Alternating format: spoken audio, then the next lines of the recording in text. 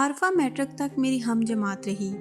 ہماری دوستی تو کبھی نہ ہو سکی، لیکن اتنی لمبی رفاقت دوستی سے بھی بڑھ کر تھی۔ وہ جب ملتی تو اپنا دل کھول کر میرے سامنے رکھ دیتی۔ شروع میں وہ اپنے اچھے سوچ و وچار کی حامل تھی، لیکن زندگی کی کچھ محرومیوں نے اس کی شخصیت میں ایسی دراڑیں ڈال دی کہ وہ دولت ہی کو سب کچھ سمجھنے لگی۔ میں جانتی تھی کہ وہ میرے کزن بلال کو پسند کرتی ہے، جس کا ہمارے گھر اکثر آنا جانا رہتا تھا۔ بلال کی دوستی میرے بھائی ارسلان سے تھی، وہ اسی سے ملنے ہمارے گھر آیا کرتا تھا۔ عارفہ نے جان لیا کہ بلال تقریباً روزانہ ہی ارسلان سے ملنے آتا ہے، تبھی وہ مجھ سے ملنے کے بہانے اکثر و بیشتر آنے لگی۔ شروع میں یہی سمجھنے لگی کہ میرے لیے آتی ہے، لیکن کچھ عرصے بعد اندازہ ہو گیا کہ اس کی نگاہیں ہمارے گھر میں بلال کو تلاش کرتی رہتی ہیں۔ میں نے ایک دن اسے سمجھایا تو وہ بولی کہ تم مجھے جانتی ہو کہ جو سوچ لیتی ہوں اس کو پانے کی پوری کوشش کرتی ہوں۔ میں چپ ہو گئی۔ میں نے اپنی سہیلی کا دل توڑنا مناسب نہیں سمجھا۔ عارفہ نے جو کہا سچ کر دکھایا۔ جانے کیسے اس نے بلال کے بے پرواہ دل کو اپنی جانب متوجہ کیا اور پھر اپنے حسن کے سحر میں مسحور کر لیا۔ وہ اس کے ساتھ شادی کے خواب بھی دیکھنے لگا، لیکن افسوس، آگے چل کر اس نے عورت کے تقدس، اس کی حرمت اور عظمت کو رسوا کر دیا۔ وہ صرف اپنے جذبات کی غلام نکلی، وہ صرف اپنی سرکش خواہشات کی تابع تھی۔ اس نے بلال سے بے وفائی کر کے ایک بے ضرر انسان کی زندگی داؤ پر لگا دی۔ میں نے اس کی محبت کے چمن کو مہکانے کی خاطر بہت بڑا زخم کھا لیا، اور بلال کی خوشی پورا کرنے کے لیے دونوں کی شادی کے لیے سب سے زیادہ کوشش میں نے ہی کی۔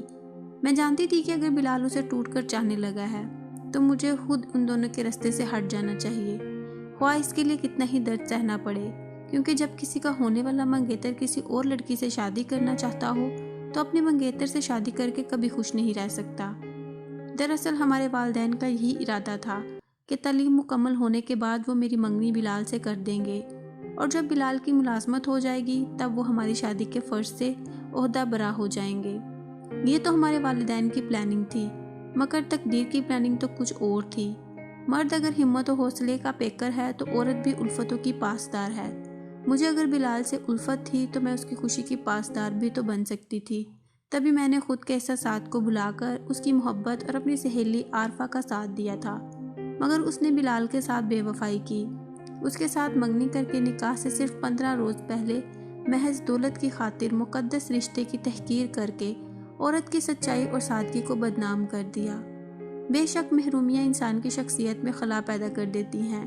تب یہ ہوتا ہے کہ آدمی کو جب بھی موقع ملتا ہے وہ اندر کی پیاس بجھانے کی کوشش کرتا ہے، خواہ اس کے لیے اسے کسی کے ارمانوں کی ہی سیڑھی کیوں نہ بننا پڑے۔ عارفہ کو میں بچپن سے جانتی تھی۔ وہ دوسروں کے دکھ درد محسوس کرنے والی اور ایک حساس دل رکھنے والی لڑکی تھی۔ دوسروں کی تکلیف میں ساتھ دینے والی نے پھر اچانک ایسا کیوں کیا؟ جب اس نے عزیز کی دولت کی جھلک دیکھی تو اپنے مفاد کی راہ ہموار کر لی۔ میں نے اسے تب بھی بہت سمجھایا تھا کہ ایسا نہ کرو، اس طرح تم کسی کی زندگی برباد کر دو گی۔ تب وہ یہی جواب دیتی، مجھے کوئی اور اچھا مل گیا ہے تو اسے بھی کوئی مجھ سے اچھا مل ہی جائے گا۔ وہ خوبصورت تھی اور اسے اپنی خوبصورتی پر ناز تھا، تبھی فریب کاری اس کی گھٹی میں پڑی ہوئی تھی۔ گویا اس کے سینے میں دل نہیں، لالچ سے بھری کوئی شے دھڑکتی تھی۔ بلال خوشحال گھرانے سے تھا، لیکن مل کا آنر نہیں تھا، جبکہ عزیز کے باپ کی کئی ملیں تھیں۔ دونوں ایک پارٹی میں ملے اور عزیز نے عارفہ کا ہاتھ تھام لیا اور 2-4 ملاقاتوں میں اس کو شریک حیات بنانے کی پیشکش کر دی۔ عارفہ نے اس کا گھر، شان و شوکت اور دولت دیکھی۔ اسے لگا کہ اس نے بلال کو پسند کر کے غلطی کی ہے اور اب جلد بازی سے شادی کرنے جا رہی ہے تو اور بڑی غلطی ہو رہی ہے۔ میں نے اس سے پوچھا کیا وہ واقعی سمجھتی ہے کہ بلال سے شادی کر کے غلطی کر رہی ہے، اب جب کہ نکاح کی تاریخ بھی رکھ لی گئی ہے؟ وہ بولی ہاں، عزیز کے ساتھ شادی کر کے اسے زندگی کی اتنی آسائشیں مل جائیں گی جو بلال سے زندگی بھر نہیں مل سکتی، اور وہ محبت جو تم کو بلال سے ہے اس کا کیا ہوگا؟ محبت تصور تھا اور دولت حقیقت، اس نے جواب دیا، اور انسان کو تصور میں نہیں حقیقت میں جینا چاہیے۔ تو جاؤ حقیقت کی تلخ دنیا کی نظر ہو جاؤ، مجھے تمہاری فکر نہیں، لیکن مجھے بلال کی فکر تو تھی۔ عارفہ کا ارادہ بدلنے سے جس کی محبت، عزت، ہر شے داؤ پر لگی ہوئی تھی، اس نے دوستوں کو زبانی اپنی شادی کی دعوت بھی دے ڈالی تھی۔ ایک دن میں نے یہ بات اپنے بھائی ارسلان کو بتائی اور کہا کہ تم بلال کو آگاہ کر دو کہ عارفہ اس سے محبت نہیں کرتی، اب وہ اس کے دھوکے میں نہ آئے، کیونکہ وہ دولت حاصل کرنا چاہتی ہے۔ بھائی نے اسے آگاہ کیا، لیکن بلال کی آنکھوں پر تو محبت کی پٹی بندھی تھی۔ وہ سادہ لو عارفہ کے عہد و پیمان اور اس کی قسموں پر یقین کر چکا تھا۔ اس نے میرے بھائی کی بات کا یقین نہ کیا۔ عارفہ ادھر عزیز سے دوستی پکی کر چکی تھی اور اب بلال سے جان چھڑانے کے چکروں میں تھی۔ اس نے بلال سے جان چھڑانے کا یہ بہانہ ڈھونڈا کہ شادی کے لیے ایسی شرائط پیش کر دیں جن کو پورا کرنا ہمارے چچا جان کے بس کی بات نہ تھی۔ بنگلہ، کار اور اتنا زیادہ بینک بیلنس کہ جس کو عارفہ کے نام منتقل کرنا ان کے لیے محال تھا، لیکن عارفہ کی بذریعہ اس کے والد یہی ضد تھی۔ شادی تب ہی ہوگی جب سسرال والے ان کی لڑکی کی ضمانت کو اتنا کچھ دیں گے۔ معاملہ کھٹائی میں پڑ گیا۔ بلال کے والد نے کہا، یہ شرائط معقول نہیں، ہمارے نزدیک تو یہ لالچ ہے۔ مگر بلال کی تو جیسے عارفہ کو کھو دینے سے روح نکلی جا رہی تھی۔ تاہم اس نے عارفہ سے کہا کہ وہ اپنے بھائیوں کے حصے کی جائیداد اور سرمایہ تو اسے نہیں دے سکتا، البتہ اپنے حصے میں جو اسے آتا ہے بے شک وہ اپنے نام لکھوا لے۔ اس پر وہ بولی، یہ شرائط تو پوری کرنا پڑیں گی، والدین کو اپنی لڑکی کے لیے تحفظ چاہیے ہوتا ہے۔ بلال کو جب گھر والوں نے بہت ملول دیکھا تو ماں اور بھائیوں نے مل کر اپنا حصہ اس کو دے دیا تاکہ وہ عارفہ کے والدین کی شرائط پوری کر کے اس کے ساتھ شادی کر لے۔ انہوں نے اپنا سب کچھ اسے دے دیا۔ بلال خوش ہو گیا اور یہ خوشخبری عارفہ کو سنائی۔ وہ خوش ہونے کی بجائے بجھ کر رہ گئی۔ اس کے والدین بھی افسردہ ہو گئے، ان کا تیر خطا ہو گیا۔ ادھر عزیز مسلسل عارفہ سے شادی پر اصرار کر رہا تھا۔ آخر عارفہ نے بلال سے خود بات کرنے کا فیصلہ کیا اور نکاح کی تاریخ سے محض 2 ہفتے قبل کھلے لفظوں میں اس کو بتا دیا کہ اس کے ماں باپ نے ایک بہت امیر لڑکے کو اس کے لیے پسند کر لیا ہے، اس لیے وہ اپنے والدین کی بات مانتے ہوئے اس سے ناطہ توڑ رہی ہے۔ یہ بات کہنے کے لیے اس نے بلال کو ایک مہنگی ریسٹورنٹ میں بلایا اور جو ہی بات ختم کی عزیز وہاں آ گیا۔ وہ بلال کے سامنے ہی اس کے ساتھ گاڑی میں بیٹھی اسے خدا حافظ کہہ کر چلی گئی۔ بلال دم بخود رہ گیا۔ وہ تو چلی گئی لیکن اس کی ہستی بستی دنیا کو اس کی خود غرضی اور لالچ نے پھونک ڈالا، ایک ہنستے مسکراتے انسان کو زندہ درگور کر دیا۔ اب بلال کے لیے زندگی میں کوئی دلچسپی نہ رہی۔ عارفہ نے اپنی منشا سے عزیز سے شادی کر لی، لیکن میرا کزن بیچارہ عمر بھر کے لیے عورت پر اعتماد کھو بیٹھا۔ اس کے والدین نے بہت چاہا کہ وہ شادی کر لے، وہ اپنے ٹوٹے ہوئے دل کے ساتھ شادی کی خوشی کو نہیں جوڑ سکا۔ اب وہ اکثر کھویا کھویا رہتا ہے، دور خلاؤں میں اپنی تحقیق کے اسباب ڈھونڈتا رہتا ہے کہ آخر عارفہ نے اس سے وفا کیوں نہ کی جو اس پر جان نچھاور کرتی تھی۔ 2 سال اسی طرح گزر گئے۔ بالآخر گھر والوں نے اس کی منگنی زبردستی مجھ سے کرنا چاہی تو وہ گھر چھوڑ کر چلا گیا۔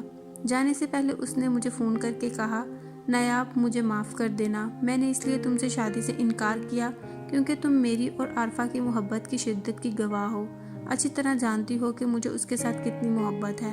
ایسے میں تم یا کوئی اور عورت کسی مرد کو کیسے دل سے قبول کر سکتی ہے یا اس پر اعتبار کر سکتی ہے؟ میں تم کو اور خود کو دھوکہ نہیں دینا چاہتا، اس لیے تمہاری زندگی میں داخل ہونے سے پہلے ہی جا رہا ہوں۔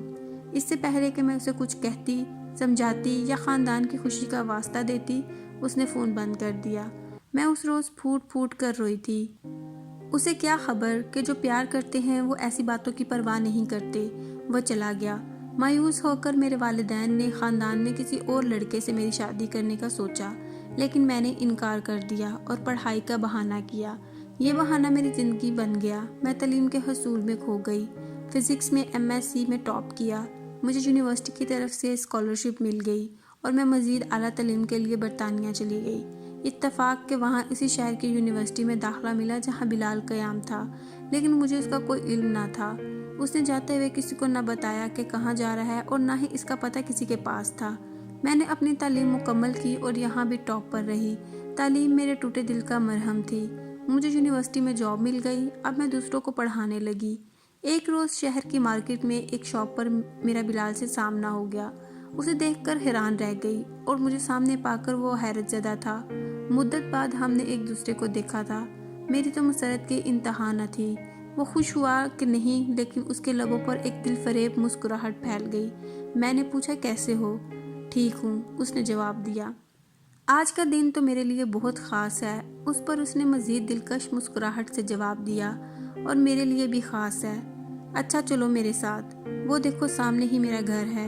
یہ کہہ کر ایک ہاتھ سے اس نے میرا تھیلا پکڑ لیا اور دوسرے ہاتھ سے میرا ہاتھ تھام کر چلنے لگا۔ مجھ میں انکار کا حوصلہ کہاں تھا۔ میں تو ایسے گمسم تھی جیسے کسی مفلس کو اچانک اس کا کھویا ہوا خزانہ مل جاتا ہے۔ इस तरह कुछ दिन हम मिलते रहे। छुट्टी के दिन मैं इसके अपार्टमेंट जाती, उसके बहुत से काम करती, खाना बनाती। वो मना करता रहा लेकिन मैं एक ना सुनी। एक रोज़ मैंने उसे बताया कि मैं पाकिस्तान जा रही हूँ क्योंकि अम्मी और सब घर वाले मेरे लिए उदास हैं। वो कहते हैं कि वहाँ पर देश में अकेले रहने और जॉब करने की क्या ज़रूरत है, उनको बता दो कि अब तुम अकेली नहीं हो। तो क्या बताऊँ कि किसके साथ हूँ, मेरे साथ हो और किसके साथ, उनसे छुपाने की क्या ज़रूरत है। इस पर मैं हंस दी। उसकी बातों से मैं जान चुकी थी कि अब उसके सोच के धारे मुड़ गए हैं मेरी तरफ। वो वाकई एक भटकी हुई रूह की तरह है और अब मुझ में करार ढूंढ रहा है। ये बात मेरे लिए ज़िंदगी की नवीद थी। बहरहाल किस्सा मुख्तसर वो मुकाम आ गया कि उसने खुद मुझसे शादी की ख्वाहिश जाहिर की और मैंने फ़ोन करके तमाम अहवाल अपनी वालदा को बताया। ये भी कि बिलाल की शर्त है कि हम शादी लंदन में करेंगे और मियाँ बीवी की हैसियत से इकट्ठे आपके घर उतरें।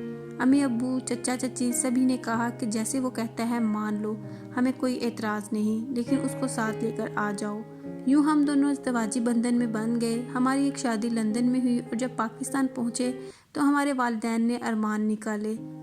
बिलाल का वलीमा धूमधाम से हुआ और हमने दिल से एक दूसरे को कबूल किया। मुझे मेरी मंजिल मिल गई और बिलाल को सुकून चाहिए था। मैंने उसकी कदर की तो उसने भी मेरी मोहब्बत की कदर की, मेरा बहुत ख्याल रखता था। तभी तो हमको खुशियाँ मिल गईं। लेकिन जो मोहब्बत करने वालों की कदर नहीं करते, धोखा और फरेब करते हैं, वो कभी ना कभी वक्त की चक्की में फंस जाते हैं। आरफा के शोहर और उसके वालिद की मिलों से दौलत की इतनी फरावानी थी कि हिसाब रखना मुश्किल था। दौलत इंसान को खुशियाँ देती है तो गम भी उसकी झोली में डाल देती है।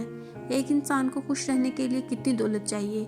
एक अच्छा घर, ज़िंदगी की कुछ लाजमी सहूलियात और माकूल हद तक बैंक बैलेंस। लेकिन करोड़ों रुपए भी कुछ लोगों का दामन मुराद नहीं भर सकते, क्योंकि हिर्सो हवस के तीर उनकी झोली में छेद करते रहते हैं। आरफा का दामन भी ऐसा ही था। अजीज को दौलत ने इंसान ने ही रहने दिया था। वो चंद माह मुश्किल से बीवी का पाबंद रह सका और जब नई नवेली दुल्हन पुरानी हो गई तो उसने उसी सोसाइटी का रुख कर लिया कि जहां हर रोज़ एक नई दुल्हन उन जैसे रईसजादों के इंतज़ार में बनी सवरी चुबारों पर मुंतजिर रहती थी। चंद रोज़ तो आरफा को अपने शोहर की सरगर्मियों का इल्म ना हो सका, लेकिन फिर एक दिन जब झूमता हुआ घर आया तो उसने खुद ही तरंग में आकर कुछ ऐसी कहानियां बयान कर दी कि आरफा के होश उड़ गए। जब उसने शोहर को बेराह रवी से रोकना चाहा तो जोरदार थप्पड़ इसके मुंह पर पड़ा।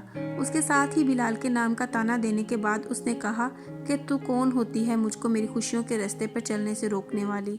तुम्हारा माजी कौन सा बेदाग है? ज़रा अपने गिरेबान में झांको। मैंने तो तुमसे सिर्फ इसलिए शादी की कि तुम हुस्न में बेमिसाल थी, और तुमने बिलाल को क्यों छोड़ा?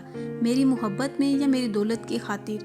अगर तुम इतनी हसीन ना होती तो मैं तुमसे शादी ना करता।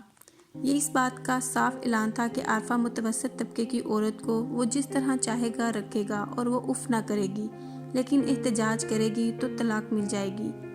आरफा ऐसी औरतों में से ना थी जो चुपचाप हर सितम सहती हैं फिर भी चुप रहती हैं। वो तो कुछ और मिजाज की थी। वो शोहर की बेराह रवी पर सरापा एहतजाज बन गई।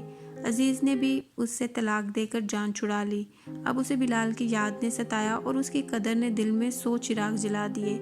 मैं अम्मी के घर थी। इत्तेफाक से जब वो आई उसको मेरी शादी की खबर न थी। उसने रो रो कर मेरा कंधा भिगो दिया। अब उसे मेरे समझाने की कदर आई। अजीज़ ने उसे 3 कपड़ों में निकाला था। उसके दामन में कुछ भी ना रहा था। उसका इसरार था कि मैं किसी तरह उसकी खातिर बिलाल को मनाकर इसके सामने ले आऊं, मगर मैंने इसका पैगाम बिलाल तक ना पहुंचाया। उसको खबर ही ना होने दी कि आरफा के साथ क्या हुआ है या कि वो अब मुतलका हो गई है। हमने 2 माह बाद वापसी इंग्लैंड जाना था, मगर इसरार करके मैंने हफ्ते में ही तैयारी कर ली और हम वापस लंदन आ गए ताकि मेरा घर आबाद रहे और आरफा की कोई चाल मेरी चाहत की दुनिया में फिर से आग न लगा दे, क्योंकि मंजिल बार बार आसानी से नहीं मिलती।